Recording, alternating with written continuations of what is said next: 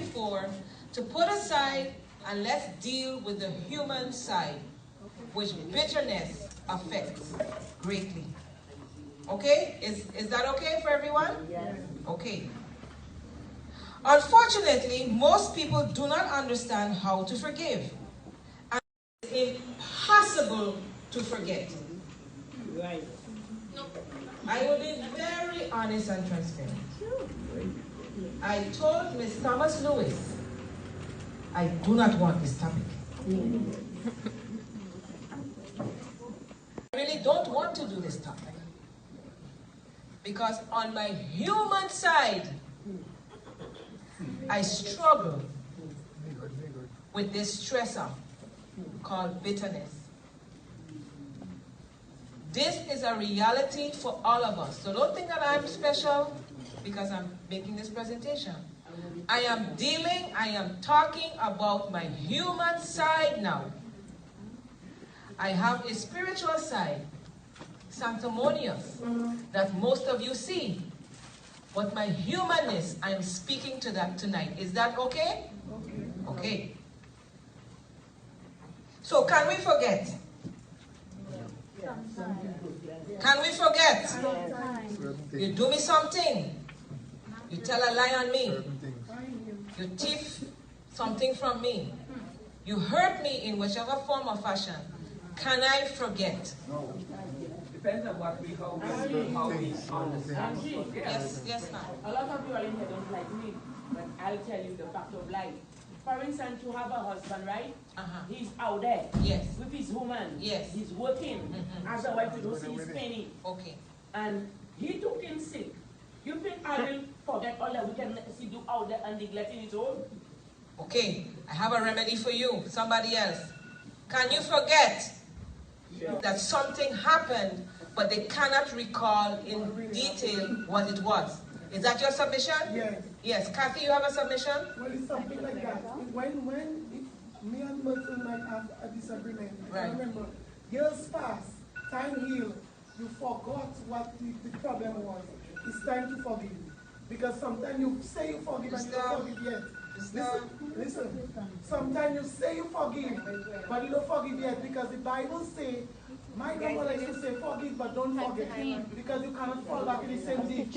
Okay, great. So let me do a commercial break. If you have the clay on, it's now time for you to take it off. The instruction is you will take your napkin, you will completely unfold it, you will submerge it in the bowl and make sure that it's saturated wet, squeeze out a little bit of the water, and place the entire unfolded napkin on your face to soften the dried out. You are not to get the table wet. Try your very best not to get the table wet. Once the clay has been softened, then you can begin to wipe it off. Do not scrub it off. You wipe it off until your face is completely clean. Remember to get under the neck and behind the ears if you do have clay on those areas. All right. So the submissions received so far is some people can forgive, but others cannot forget. Some people can forget the hurt, but they know something happened, so they partially forget, but they are recognizing that something happened that is causing a disconnect. Yes? I want to say... No, wait. We don't stinge on the water. It's going to burn you if you don't back it up properly. The entire bottle. Forget the person, we ask God to help and we forget. But that person is a human and they might err us in another way and that thing comes right back to your memory and you have to ask God to help you maybe to put it away. Not that you're going to act upon the memory, but some emblem of it come up because of another interaction, maybe even with somebody different. Yes. And so is that to say that you can never remember, although you forgive someone, that you're supposed to forget, as though your feeling is your feeling, and it burns deep into your memory when it's painful. Coming close. Yes, Pastor. Yeah, my understanding of forgiving and forgetting. It's not that you suddenly have amnesia so that you never remember. Right? I have forgiven you. for something that you did me. And I no longer hold it against you. Okay. That is how I understand the term. Wipe it on. To forgive and forget. Okay. Don't scrub. So the submission this evening says, Good job. unfortunately, most people do not understand how to forgive, and it is impossible to forget. Each time you remember past hurts, the wounds are reopened, the offense is relived, the tears well up, and the bitterness goes deeper into your soul. This happens because there is an emotional memory in the limbic system. Remember when we're talking about the mind? The limbic system of the brain. It stores all past memories so that they are never forgotten. Events that you perceive as traumatic will have a continuing effect on your system, even though you may forget them.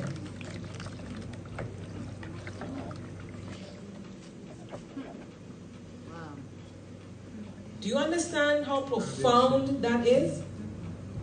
And how your interaction with individuals should be so perceived to avoid anger, malice, and bitterness towards another person? Okay. But the outcome of our lives is not determined by what happens to us, but by how we respond to what happens to us. So I've heard it said that you can forgive. You will never forget. Even though you may put it out of your consciousness, to Sister Josiah's point. That lady did me something, What did she do to me before? It's out of your consciousness. But the memory, once it's re-triggered, as you said, if that same person comes and does a like-minded infraction, it comes back. Because it's never forgotten. But the submission this evening is saying the outcome is determined by how we respond to what happens to us. So how do we deny bitterness? Some people say, I'm not bitter, I'm just deeply hurt. Have you heard that? Yeah. I'm not bitter, I just resent what they did. I'm not a bitter person, but offenders are repulsive to me. Or, I'm not bitter, but I just can't forget what they did to me. Okay.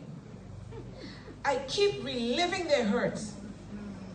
As long as we believe that our going to try to say the same thing a different way. The hope that we get it.